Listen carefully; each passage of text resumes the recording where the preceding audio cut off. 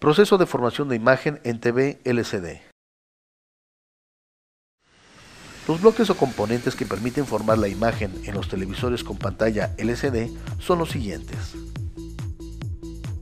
el sintonizador de canales, el circuito decodificador de video,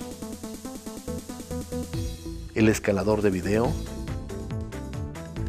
y el controlador de pantalla, que suministra señales para la formación de la imagen a este conector, el cual se asocia directamente con la pantalla LCD. Aquí se muestra el microcontrolador, que es el circuito encargado de controlar el funcionamiento de todas estas secciones, y son alimentadas a través de estos elementos que pertenecen a la fuente de alimentación.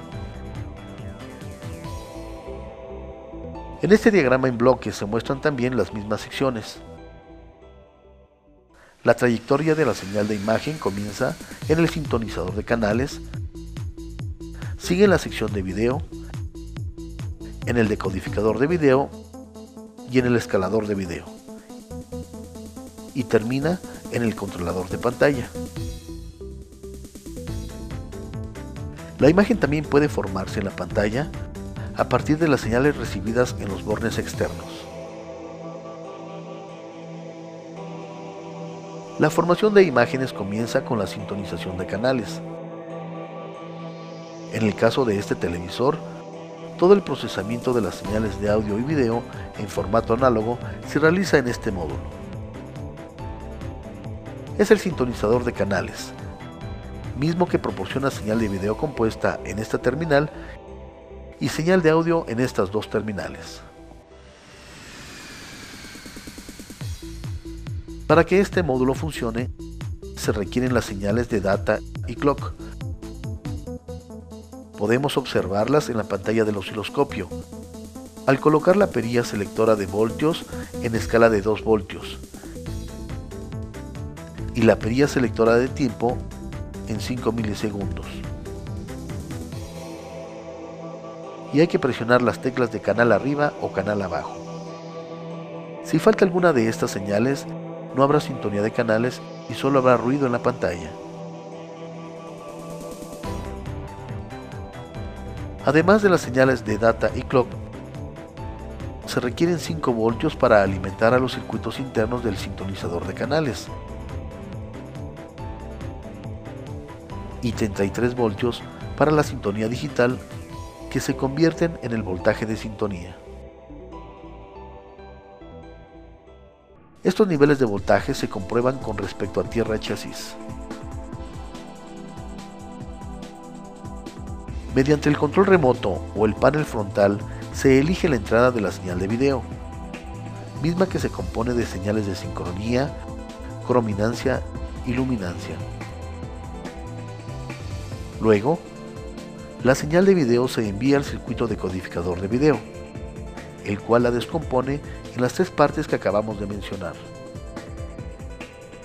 y las codifica para proporcionar finalmente señales separadas de sincronía, crominancia y luminancia en lenguaje digital.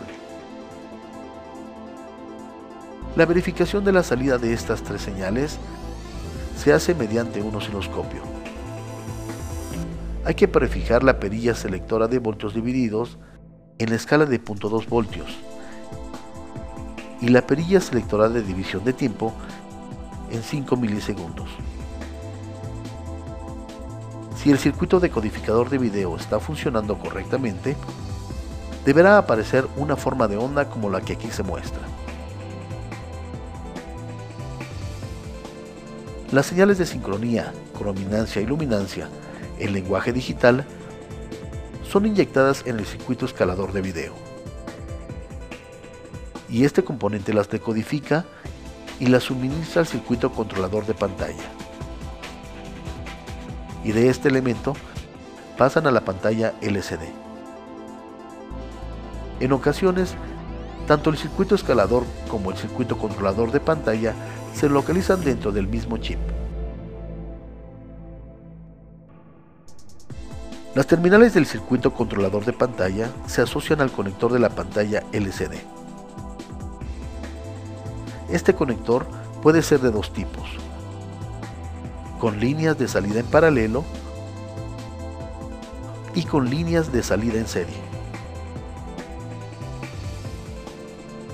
Cuando el conector de pantalla tiene muchas líneas, quiere decir que éstas se encuentran acomodadas en paralelo. En este caso, cada una de las señales de video de rojo, verde y azul se manejan en 8 líneas, las cuales son complementadas con una línea de alimentación, con las líneas de data y clock y con varias líneas de tierra. Cuando el conector de pantalla tiene pocas terminales, significa que contiene un controlador de pantalla con líneas en serie. Las terminales del conector se rotulan con las siglas TX en fase positiva y negativa, correspondientes a las señales de video de rojo, verde y azul. En ocasiones, estas terminales se indican mediante las 3 primeras letras del abecedario o los 3 primeros números del sistema numérico decimal. Incluso hay equipos en que se hace uso de las típicas iniciales R, G y B. Además de las señales de video, en el conector de pantalla existen líneas de alimentación y líneas de data y clock en fase positiva y negativa, así como las terminales correspondientes al común o tierra. Por lo general, las líneas de alimentación son de 5 voltios. El televisor que nos está sirviendo de referencia contiene un conector de pantalla con pocas terminales. Esto indica que es un conector con líneas en serie. Para ver la forma de onda de las señales de video en el osciloscopio, hay que colocar la perilla selectora de voltios en la escala de 100 milivoltios y la perilla selectora de tiempo dividido en 0.2 microsegundos. La forma de onda que aquí observamos corresponde a la señal de imagen de fase positiva y esta otra señal es la de fase negativa. Ambas señales son similares para los colores rojo, verde y azul. Si falta alguna de ellas, la pantalla del televisor se pondrá blanca, es decir, vacía. Para que los elementos internos de la pantalla puedan funcionar, requieren un voltaje de alimentación. Por tal motivo, en este conector debe haber un nivel de 5 voltios, tal como aquí se muestra.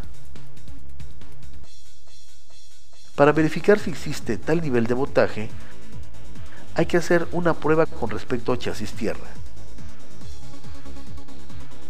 Y si existen 4 voltios o menos, la pantalla se pondrá totalmente blanca, es decir, vacía. Para activar los movimientos de apertura y cierre de píxeles por línea y por columna, se necesitan las señales de data y clock. Y para verificar la presencia de ambas, se requiere un osciloscopio. Tal como vemos aquí, en la pantalla de este aparato deben mostrarse pulsos de fase positiva y pulsos de fase negativa.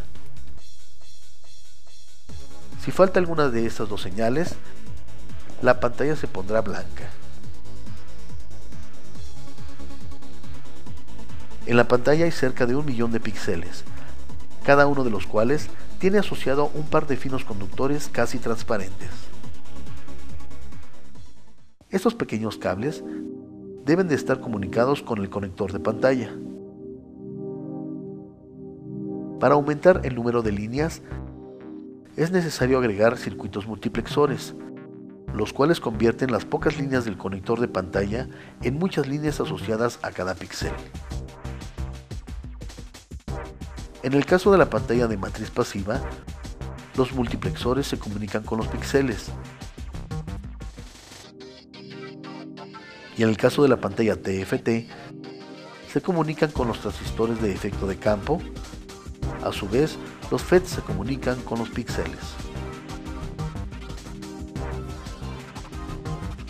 Tal como aquí se muestra, los circuitos multiplexores se localizan en las tabletas del circuito impreso y dichas tabletas se alojan en la propia pantalla. Cuando se daña alguno de estos circuitos o alguna de sus conexiones, aparecen en la pantalla líneas negras o líneas blancas o líneas multicolores, verticales u horizontales. Y cuando aparecen estas líneas, no hay manera de solucionar el problema. En este caso, es imposible reemplazar alguno de los circuitos o reparar alguna línea abierta. La única solución es reemplazar toda la pantalla.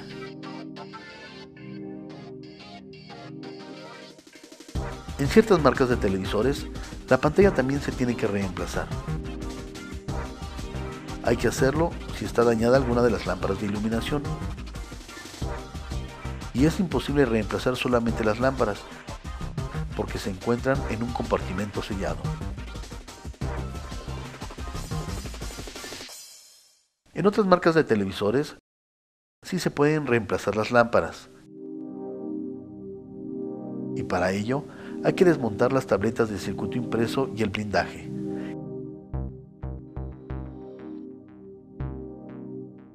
Una vez desmontado el ensamble de las lámparas, tiene que ser extraído de la canaleta metálica en que se encuentra.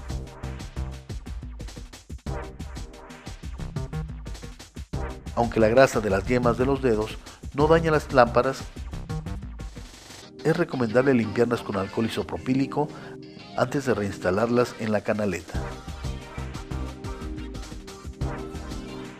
El backlight no requiere revisión alguna porque es una sección que no se daña.